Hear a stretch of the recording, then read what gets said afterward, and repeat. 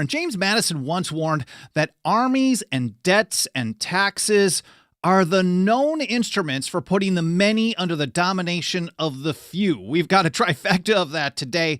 And the Federal Reserve, the central bank, is the engine that powers it all, plus pretty much everything else the monster state does. And today I'm going to do my best take on giving you guys an overview of how they make that all happen. But first of all, I want to start out with a quick quote from Thomas Jefferson in a letter to Thomas Law in 1813. He said, "The idea of creating a national bank I do not concur in." One of the reasons, of course, that he felt it was unconstitutional to do so, but also he took this position. He said, "Because I think there is already a vast redundancy rather than a scarcity of paper medium." He was concerned about flooding the market with too much fiat or paper money, because then, of course, that would depreciate its purchasing power and cause all kinds of other problems. And Mike Meharry, in a new article we just published this morning, says the Federal Reserve is the engine that drives the biggest government in history.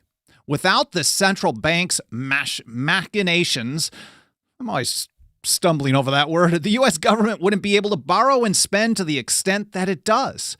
Congress wouldn't be able to sustain deficits running in the trillions of dollars year after year after year. I mean, when you think about how much they're spending, how much they're stealing from us, and then they go way beyond that too, it's pretty crazy. He said, but with the Federal Reserve's monetary operation in play, the government can borrow and spend far more than it otherwise could. And that means the government is bigger than it otherwise would be. And of course, we always like to focus on striking at the root. And now we don't do that on every single episode here.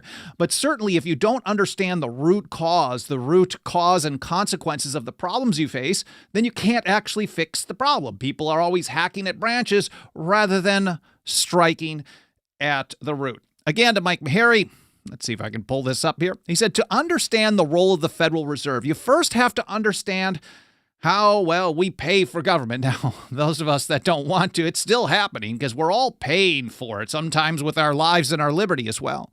Direct taxation, of course, is one option. He said, in this scenario, the government collects money directly from the people and uses it to pay for programs and expenditures. It's money in and money out. And even though we hate taxation, we see it as a robbery or a theft, it's still, as Mike puts it, in a way, it's the most honest way to fund a government because the people can clearly see the amount that's being taken from that they're paying, and there's no obfuscation. It's pretty straightforward stuff. But you can only tax the people so much, and governments throughout history have learned this, sometimes the hard way.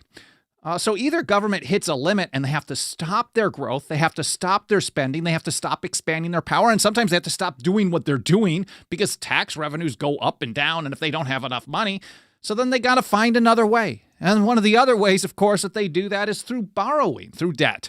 And Mike says to make up the shortfall between sustainable taxation and spending, the government turns to borrowing. This effectively kicks the can down the road. It's the idea of, well, you'll get to do more stuff now, but people in the future are going to have to pay for it. And everything's cool. You don't have anything to worry about because all this stuff is free, right?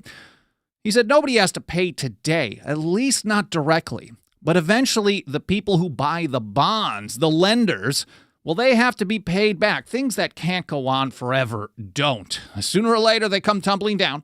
And Meharry continues, the taxpayers of the future foot the bill.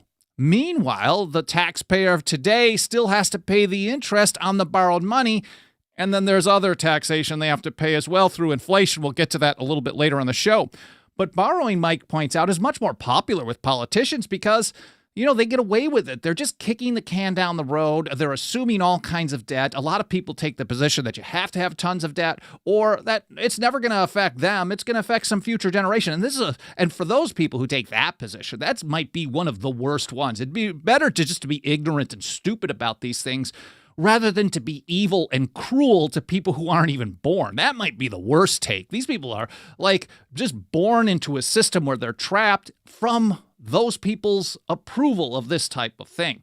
So borrowing tends to be more popular. And it's something we've been warned about for many years, this type of tax and spend today, tax and borrow and spend today, the idea that some future generation can pay for it. John Taylor of Caroline, the great Jeffersonian in 1814, He put it this way. He said, the present age is cajoled to tax and enslave itself by the error of believing that it taxes and enslaves future ages to enrich itself. And we can put that for taxation or running into debt. Basically, government can get away with doing all kinds of stuff, and it's okay because somewhere down the line, someone else will figure it out. It's somebody else's problem. But I want my free stuff. I'm scared. I want the largest empire in the history of the world. I want surveillance and gun control and all the kinds of prohibition. I want welfare programs. I want all this stuff because I'm a scared little wuss and I don't believe in freedom.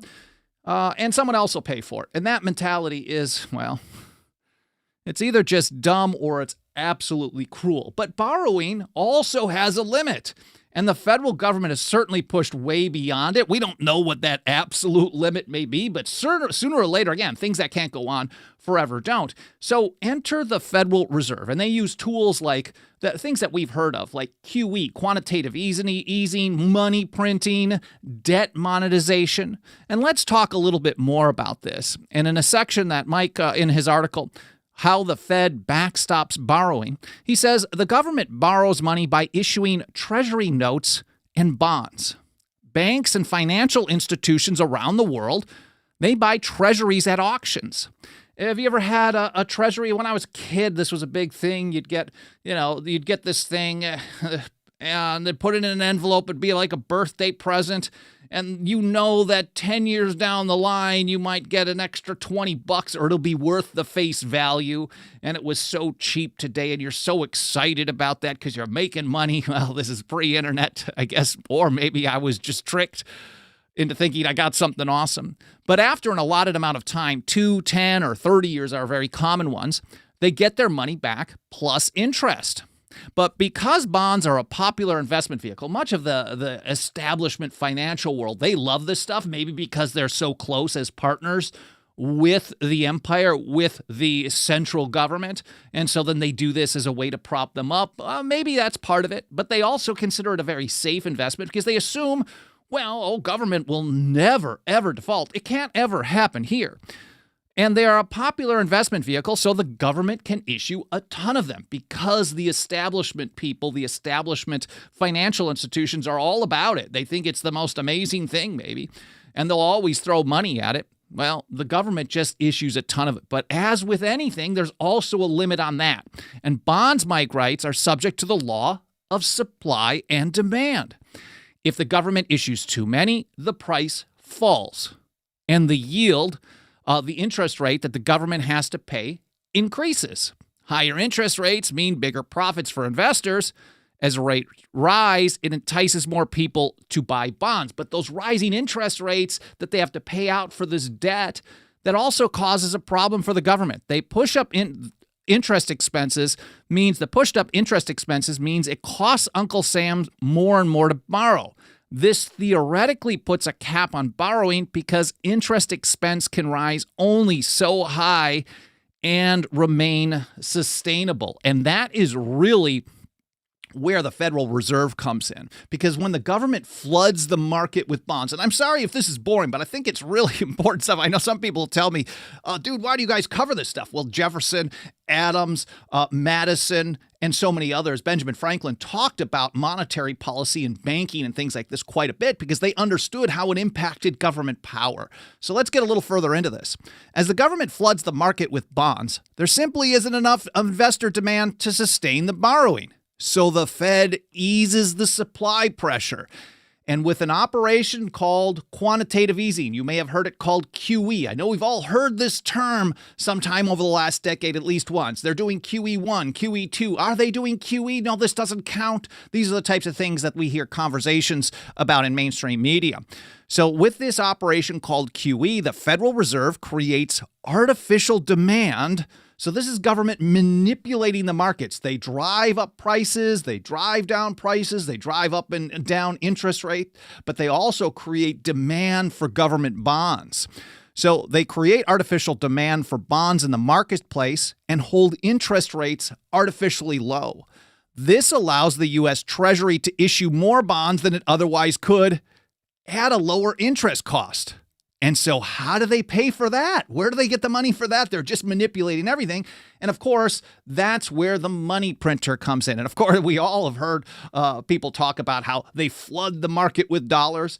And now they don't have some dude sitting in the basement. What's the building? I think it's the Eccles building or something, where the Federal Reserve, the headquarters. They don't just have some dude sitting in the basement with an HP inkjet printer. I mean, I wouldn't be surprised. But really, they don't use a literal printing press for this kind of thing. And Mike puts it this way. The Fed creates digital money. Much of the inflation, much of the monetary supply increase that we have today is already Federal Reserve inflated or in Federal Reserve digital money. It's just created out of thin air with digits in a computer. So they send it to the seller. They then take possession of the bonds, and then they hold the treasuries on the balance sheet. This process is called debt monetization. And the debt monetization sure sounds a lot like William Grayson described to James Madison in, I think it was a letter in 1780 or so, calling it the greatest act of despotism. And here's how he put it. For where is there a greater act of despotism than that of issuing paper to depreciate for the paying of debts on easy terms? So they're just creating additional money to pay for this debt on a low interest rate. And government is controlling this whole thing. William Grayson thought this was the greatest act of despotism. Or maybe there might be one, but he was struggling to find what that might be. And I've got a few examples of how they do this. I'll get to that in just a moment. But I want to first point out that all these original source documents that I'm mentioning and Mike Meharry's article, which I'm citing through the entire episode, will all be linked to over in the show notes over at 10thamendmentcenter.com/path to liberty. Again, 10thamendmentcenter.com/path to liberty. We'll have all that organized. Alan Mosley gets that organized with all the links that I'm mentioning, plus all the different platforms that we're on. We live stream on the mainstream ones. There's YouTube and Facebook and LinkedIn and Twitch and X. We also live stream over at Odyssey.com and Rumble.com. Plus, we have the audio-only podcast edition all over the place. I appreciate you checking us out wherever you prefer to see us. And if we're missing from a platform, please let me know, whether it's in the comments, especially in the archive, or you can email team@10thamendmentcenter.com. I do want to say a quick hello while I'm here to everyone out in the live chat. I appreciate you being here, whether this is your first episode or you've been here for every single one since day one. There's Richard Banks, Cheriton Farmer, Haji, Crew Chief says, Bolden must have read my Twitter comment yesterday based on the thumbnail with the dollar bill toilet paper. If you're looking at the thumbnail for this episode, both on the podcast and the video edition, there certainly is a roll of toilet paper with U.S. dirty fiat funny money on there. I did see that comment on Twitter. We do use those images all the time as well. There's Mixed Ron Swanson, Howard Clay, Ragnar, Kirk, C&T, and everyone else. There's John. I appreciate guys all being here again. Thank you so much for watching or listening, whether this is your first episode or you've been here for every single one since day one. I'll take a look at the chat a little bit more later in the episode or later today, see if there's any comments or questions I can get back to. But let's get back to it. Of course, we're talking about debt monetization. And Mike puts it like this. For instance, during the Great Recession in the wake of the 2008 financial crisis, the Fed expanded its balance sheet by more than $4 trillion.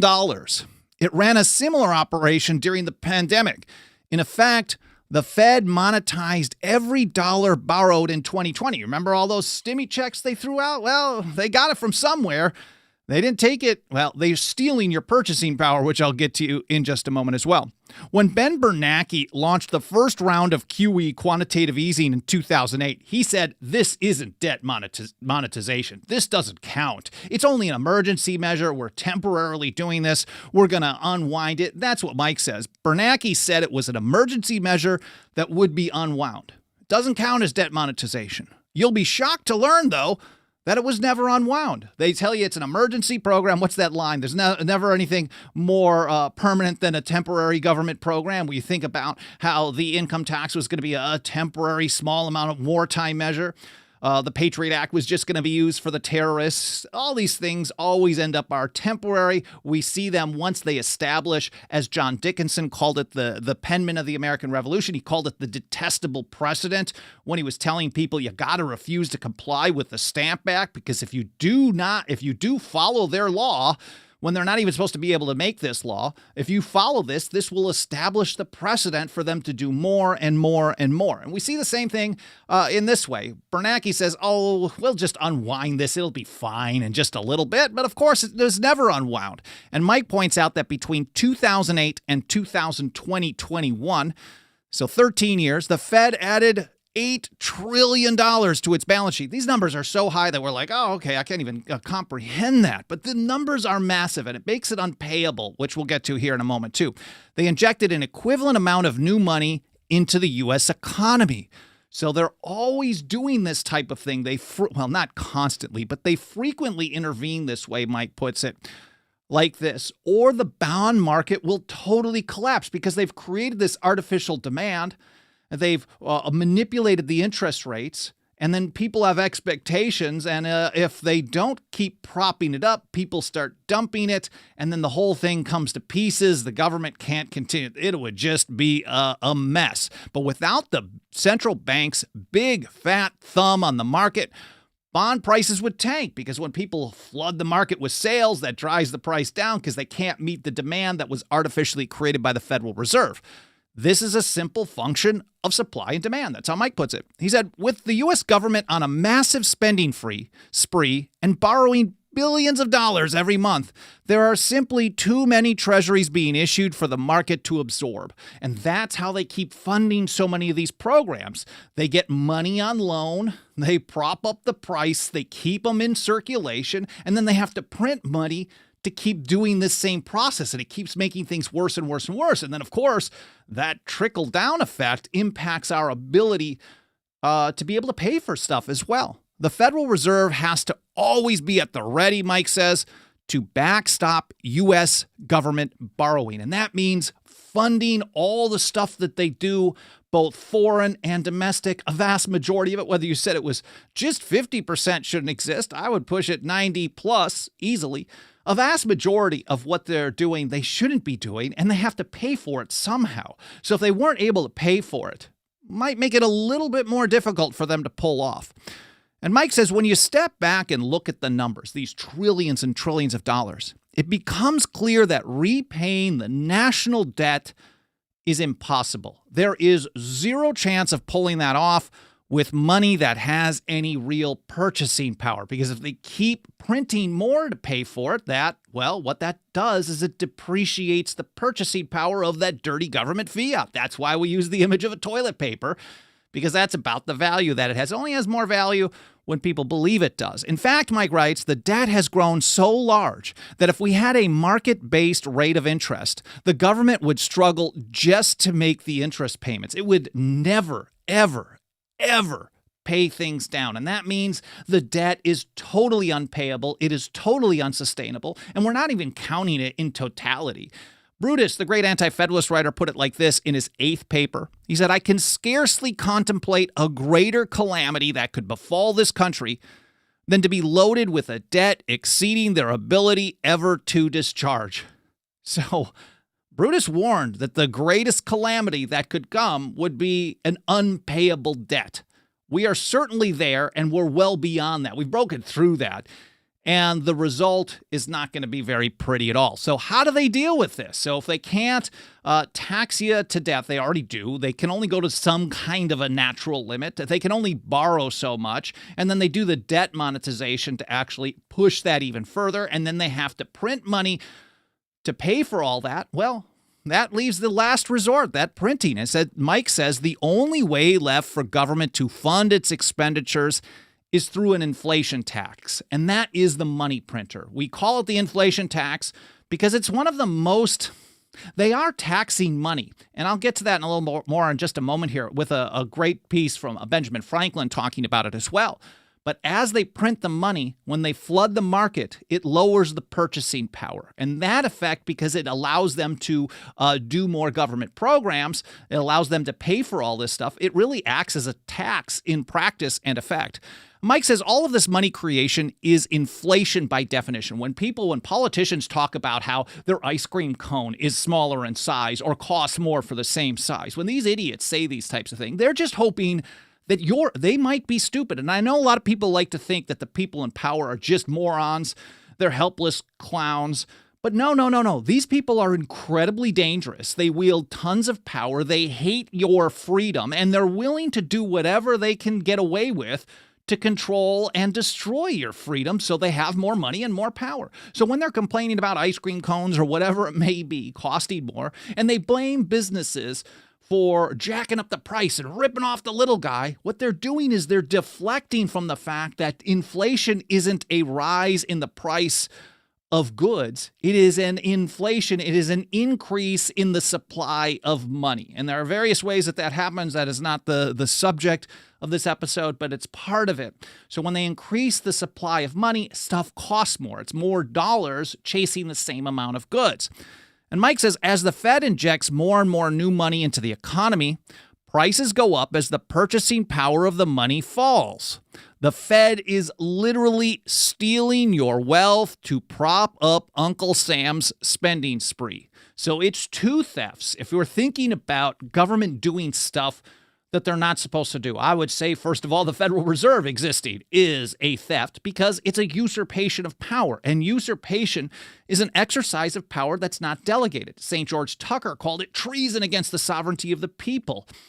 Sovereignty meaning final authority. If government is doing stuff that they're not supposed to do, they're actually stealing. They're stealing power that was never delegated to them, power that was reserved to the people of the several states. So that's a theft of power. And then they're stealing your purchasing power by printing the money to pay for this. So we're really getting hammered left and right. Few people seem to really be interested in understanding why. But here we go, doing our best. Mike says, in a nutshell, inflation is a tax. It may not take dollars out of your bank account directly, although they'll probably want to do that with a central bank digital currency, but it does erode the purchasing power of the dollars you have.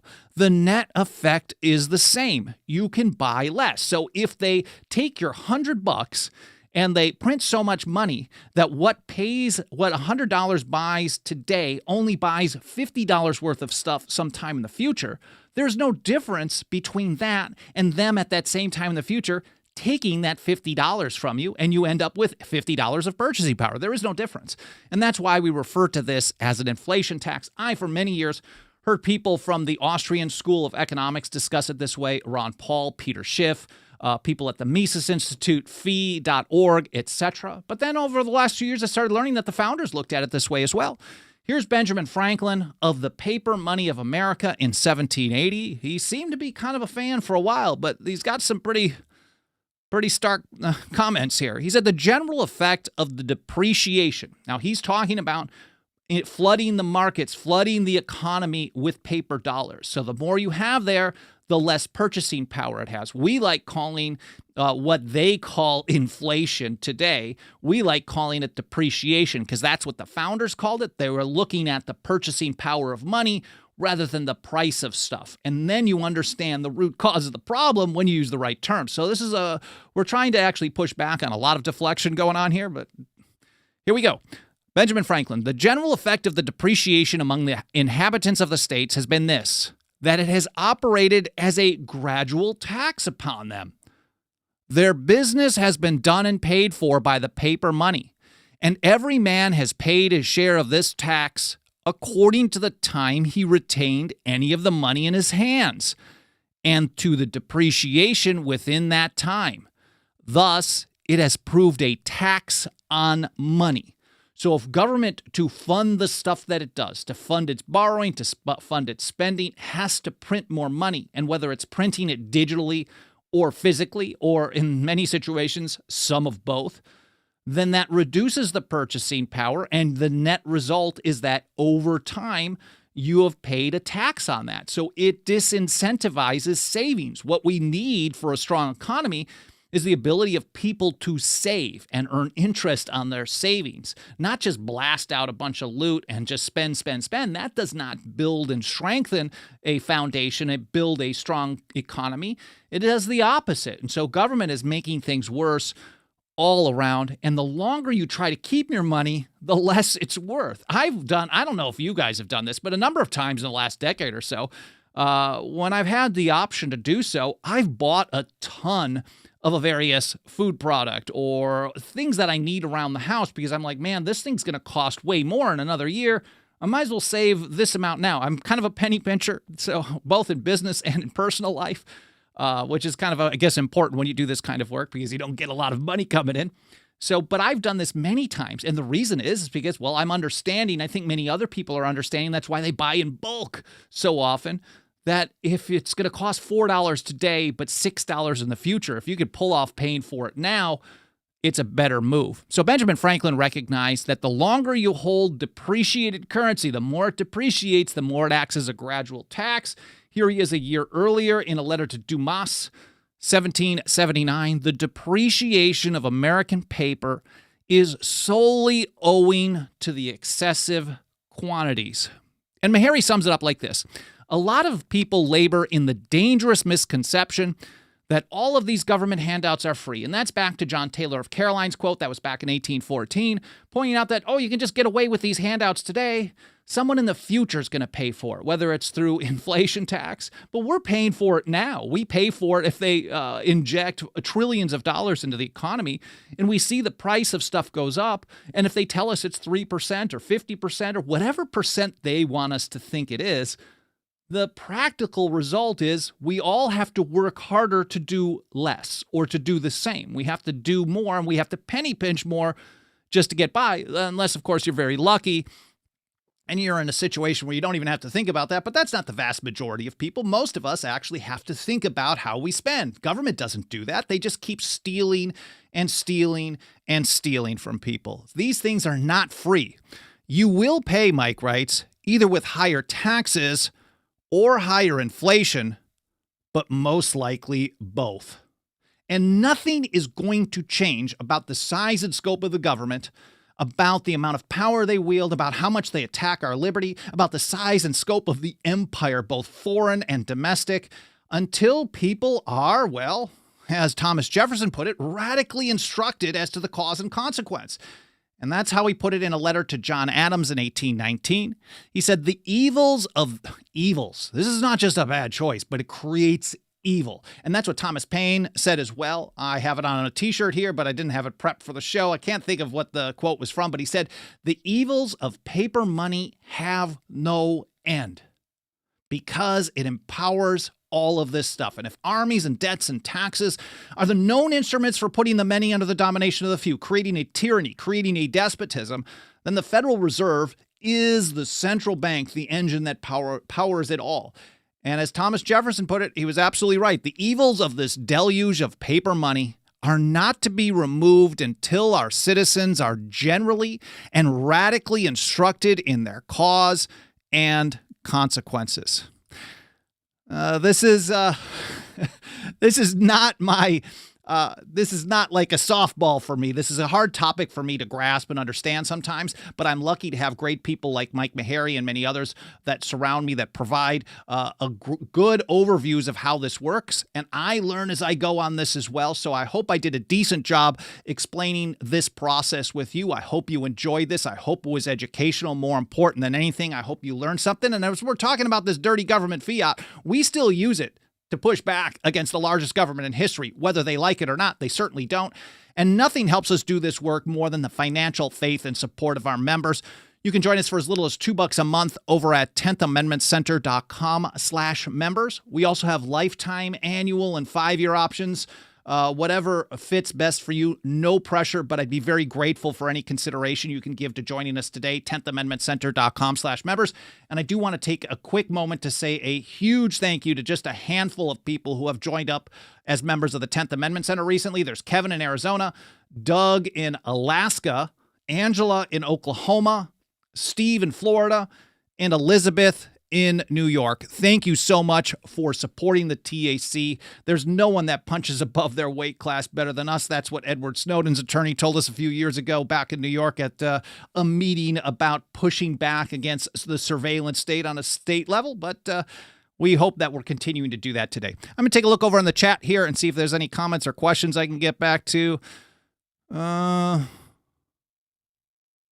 Haji says their humongous borrowing have made the Fed short the dollar in record-setting amounts.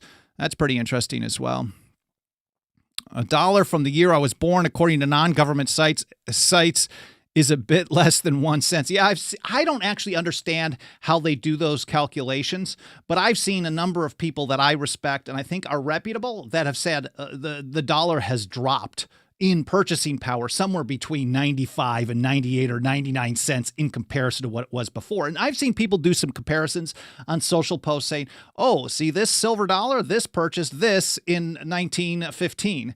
And it would still purchase the same thing today. Now, mind you, it takes so many more dollars to do the same. And that's a great example of representing how the dollar has lost its purchasing power. That's why we're so supportive of things like the Goldback at goldback.com and the like. Well, I'll take a look through a little bit more of the chat later on today and tomorrow. I really appreciate the feedback, leaving comments, especially in the archive on the mainstream platforms. That does help trigger the algorithms and tell those platforms to show us to more people. So do reviews on Apple Podcasts and any other podcast platform, sharing links, smashing the like, subscribing, getting notifications, all the standard stuff. I really appreciate you taking those actions to help us spread the word and to follow the show. Again, I hope you enjoyed the show. Hope you have an awesome day, and I hope to see you next time here on the Path to Liberty.